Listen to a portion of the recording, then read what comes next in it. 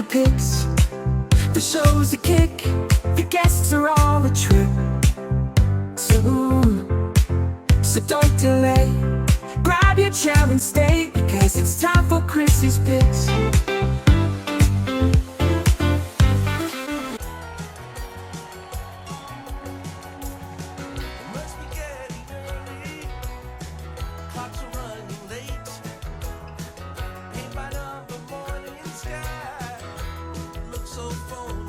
Welcome back to another week of Chris's Picks. A couple housekeeping things before we get into the picks. Obviously, we have not had an episode in a few weeks. Been in the midst of studying for finals. So this is just, we're picking up where we left off. There's no beginning to this video, simply because there's nothing for me to recap. I mean, I haven't done an episode in a few weeks. So no recap. It's just going to be the guest picker with a brief intro before. Our guest picker, you know him, you love him, Blake Eichhorn. Hi, Blake. We were supposed to have easy Ethan Garner with us today, but he got detained. So, Blake, thanks for sticking to your word. Papa Steve had to bail Ethan out last night. That's what we heard. We heard he got into some things. I'm sitting at home reading a periodical, and this is the call I get. My son is a bootlegger. Ow! Big win for Tulane, so maybe it was well deserved. Yeah, roll wave, sure. We'll give him that. We'll get right into the games, folks. And the first one we're going to talk about is chasing more Pokemon versus pending trade. So this is the Tweaking Bowl. This is our friend Daniel versus Dylan. And really, what can be said about Dylan's season? A historically bad season for Dylan and I. Dylan, if he doesn't win this game, is going to post the worst record in league history at 2-12, I think is what he's going to end up finishing as. Nobody has ever finished worse. No!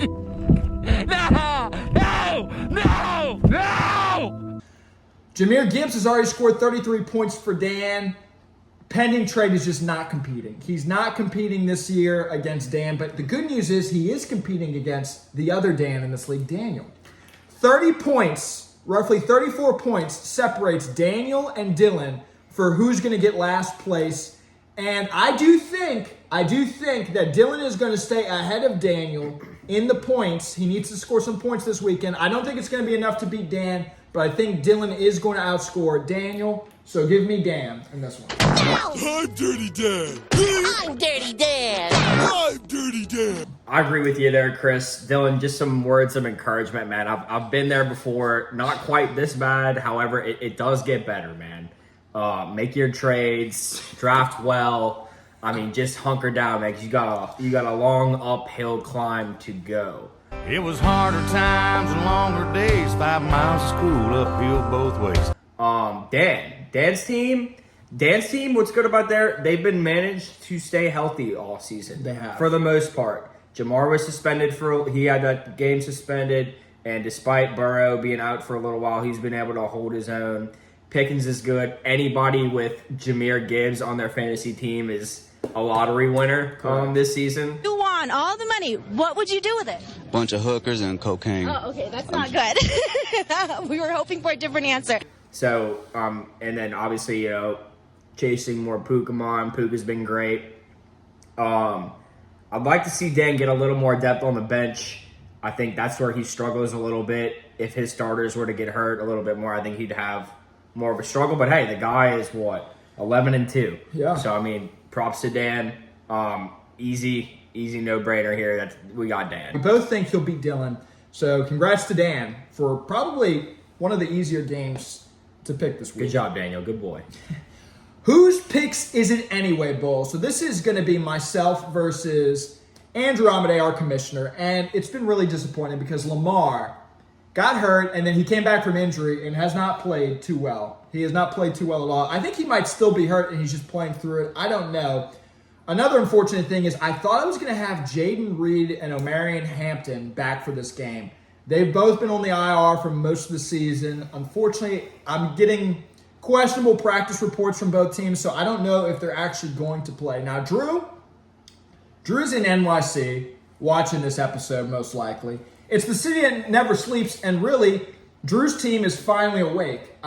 He's been dealing with some injuries this year, and of course, as luck would have it for our commissioner, all of his guys got healthy right before the postseason. Today, I consider myself the luckiest man on the face of the earth. So with that being said, I think that Jefferson probably needs to figure out his quarterback situation. I don't think that J.J. McCarthy is the guy. I think Jefferson is suffering a little bit. I think that puts a cap on Drew's ceiling in the postseason. I do think Drew wins this game, though, and heads to the playoff. Yeah, Mr. 290, Randy Bobandy, the jet setter. He goes by many names. I wish I could look at you when I say this to you. You guys are all part of the Taliban, man. I mean, you're part of Al Qaeda. Like Chris said, he has had some injuries during this season. He's managed to pull it through. 8-5 record. That kind of seems to be the league average right now. Yes. Separating the playoffs guys from the non-playoff guys. So that's 8 wins is about where you want to be at. I know he picked up. Didn't he pick up Waller? Yeah, Waller helped him out a lot during the season because he was getting touchdowns early throughout. I'd say another kind of like depth. I don't think Randy has that much depth in his bench, though. He's also been pretty fortunate enough with the starters. I know Jefferson's been struggling a little bit. It's all about the matchups. It's a game of luck, and I think luck has been much on Randy's side this season. Steven, we're turning it around, man. We're slowly but surely. We're heading in the right direction. I know you got some assets in the draft. Lamar, I think he's got a little bit of the Nussmeier syndrome right now. I don't know what's going on with him. I miss the guy a lot, though. He was a beast in his prime. Brock Bowers, you got some good guys, man. Rodriguez, because Bill is for some reason not the guy. And, but we'll get to Bill. But I gotta say, it's gonna be a tight one here. Give me Chris. Oh wow! Okay. I'm on upset alert with Chris right here. Cool. I think he'll pull this one out. Maybe Lamar pulls it together. Pittsburgh, they've been struggling a lot. I think. And what is it? Is Lamar at home? Lamar's at home. Maybe this is the game he gets over his Nussmeier syndrome. What I will ask you though is, can you give me one more day? I'm not asking you for a week. I'm not asking you for a month. I'm not asking you for a year. Can you give me one more day? So I agree. I think that if I were to win, it would be a Lamar back to form game. If he can do that, I think it's actually going to be very close. Yes. I'm worried. I'm concerned after the last 2 outings, but yeah, I'll take any love I can get. 2 teams who we really don't have too much love for. This is going to be the Neutral Ground Bowl, as Drew dubbed it. It is Scott versus William. And, Blake, we could sit here and we could talk about these 2 teams. We could. Or we could avoid that whole thing altogether. We could. Because there's some other football on today. There certainly is. Yeah. SEC championship game, Alabama, Georgia. I think we're about to wrap up the first quarter. We got 7-0 dogs at the moment. 7-0 dogs. It's a game that really doesn't mean anything, unfortunately. Nope. In the expanded playoff. But really and truly, Bama's kind of lucked their way through a couple games this year. They certainly have. I think they got 4 or 5 games where they've beaten their opponent by maybe a touchdown score or less. They barely beat a very much struggling LSU team. Yes. Barely got by in the Iron Bowl. This team's playing with house money. They're playing with house money, and Blake, I can already hear the detractors. They could say, well, wins are wins, and we're in the playoffs. Sure. But I think that there's some news that has changed on the Bayou. I think we're getting a new coach. I think we got a new coach, didn't we? We got a new coach. Goes by the name of Lane Kiffin. Did we get some help receiving that coach? Did somebody help recruit us? I believe there was a prominent name this cycle who is retired, who did aid in the process of Lane landing the job at LSU. I believe he went by the name of Nick Saban. Oh! Loves the color purple. Big purple guy. We got Blake's purple hat. Purple hat, game day, he's wearing a purple tie. I don't know. If I'm an Alabama fan and this guy won this many championships with my team and I see him retired on game day set, one, helping out a big rival team find their coach, which in my opinion is the best coach in all of college football at the moment, and he's wearing a purple tie, I don't know how good I'm really feeling about myself. I guess I just got to hang on to the Natties, but other than that, was his heart really in it the whole time? You ain't gonna like it when I say this, but when I left LSU,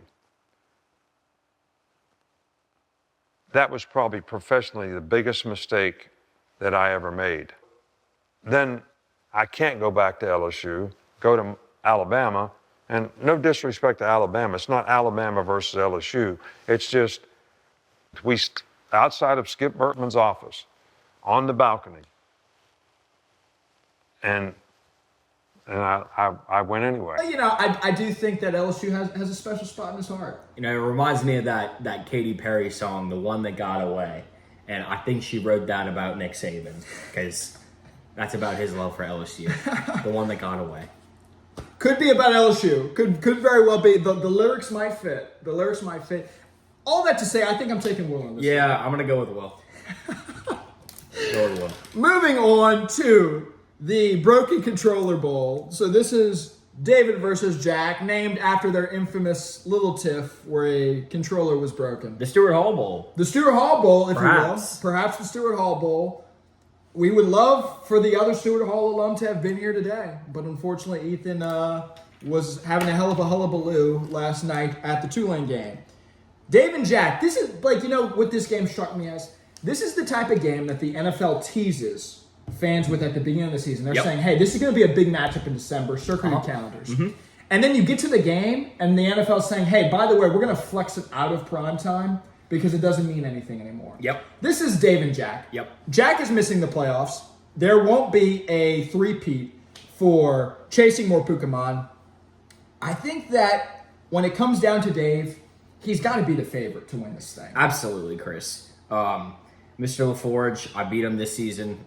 He beat me as well. He got his lick back. 6 and 7. Potentially, could it be on Ole Miss if it's determined they don't have their head coach in the field? 6, 7. But seriously, Rich. How to throw that in there. Oh, my God. I mean, I don't know what happened to Jack's team, because when you look at it on paper, he's got some absolute dominant workhorses, man. Josh Allen, Saquon, Lad's been struggling this year. Josh Allen's been struggling this year.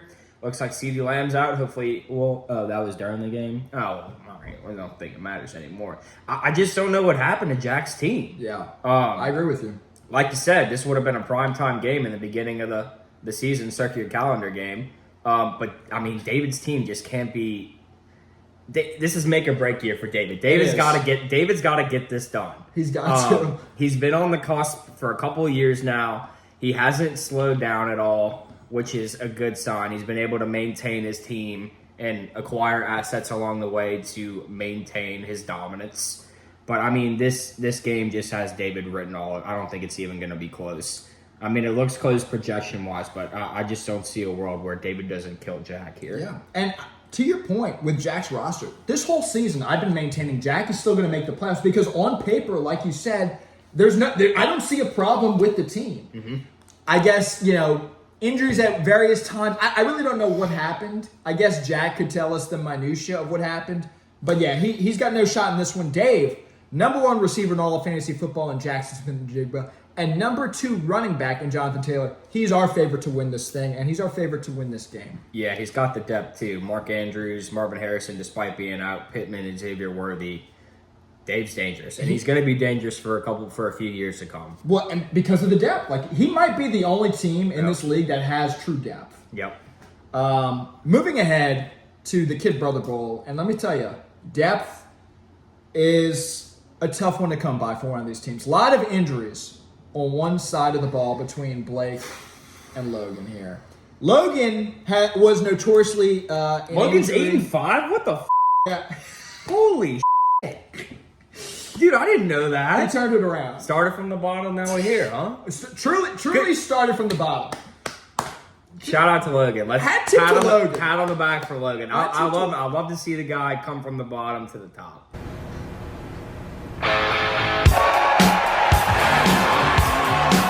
Hat tip to Logan, and because Blake, in all honesty, the first few years, Logan's team was pretty injured too. And now whatever virus he had, he might have given to you.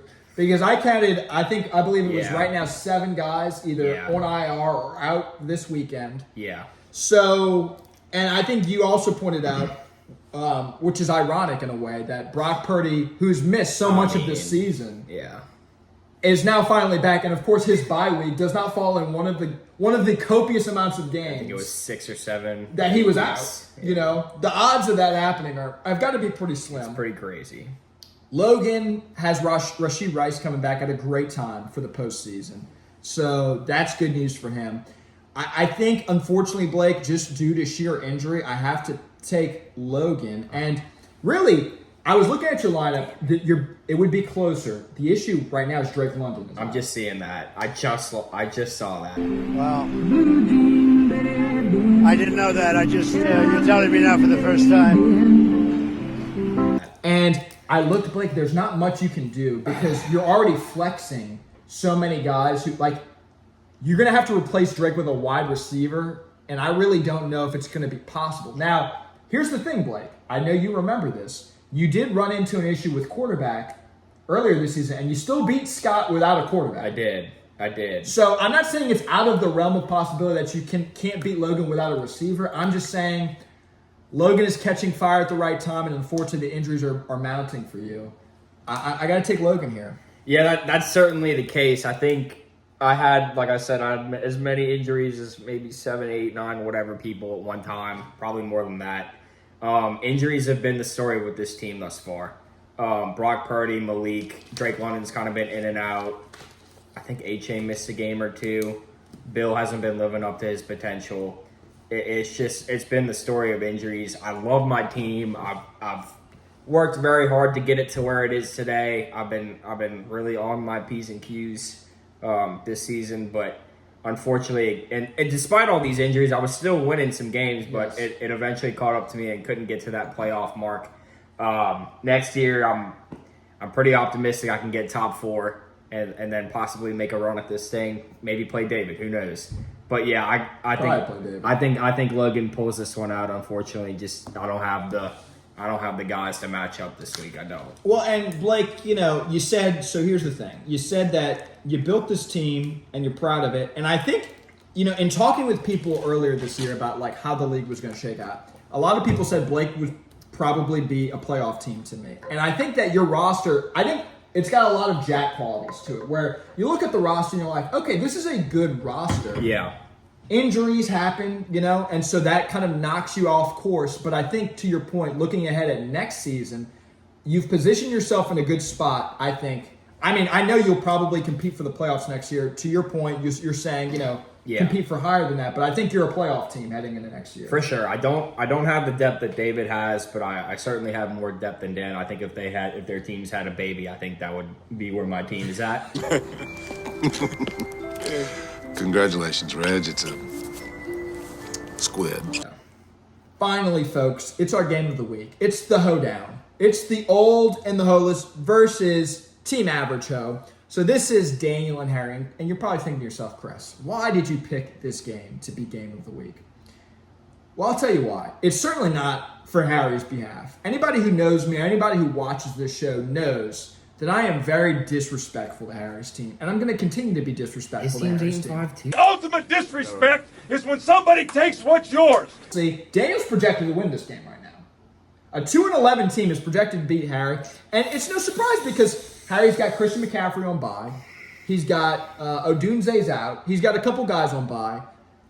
Daniel's playing for something. I think Harry's probably in the playoffs no matter how you shake it.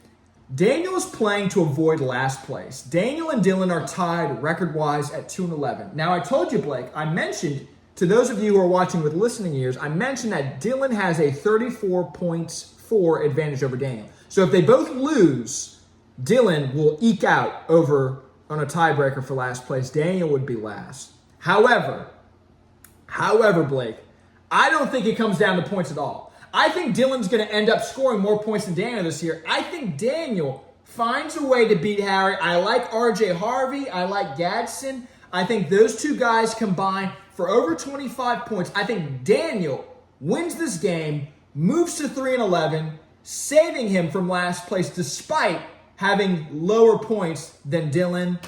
Give me Daniel to win this game, and give me Dylan on the bowling lanes. He's doing the punishment. Who do you think you are? I am.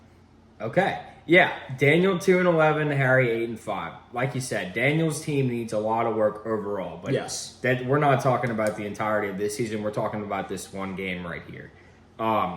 They got it close with the matchups. I don't know what Harrison's doing with Ozune right now. I think he's got to get off making content for the Our Lady of the Lake Instagram page because I think that's all he does these days. I don't know if he works at all.